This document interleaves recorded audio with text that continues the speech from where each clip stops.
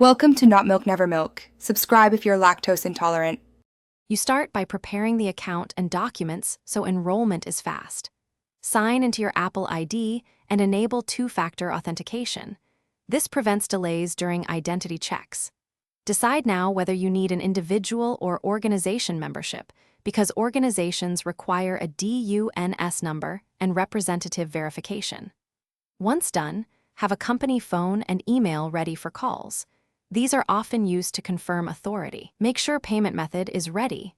This completes the initial enrollment step and unlocks beta access. Now follow Apple's enrollment flow precisely. Enter legal and tax details exactly as on your ID to avoid mismatches. When prompted, complete identity verification. Use a clear photo of government ID and accept any FaceTime or phone verification Apple requests. After verification, submit payment of $99. Your bank may flag the charge, so monitor for verification texts. Once Apple processes the payment and checks your info, they'll email acceptance.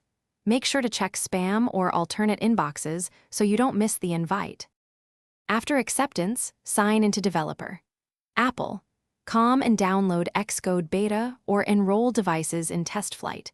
Register UDID and create provisioning profiles so your beta builds run on hardware. This step prevents code signing errors.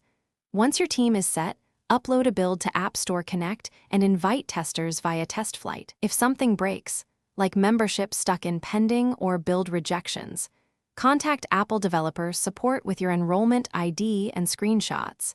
They can expedite verification or explain exactly which field needs correction.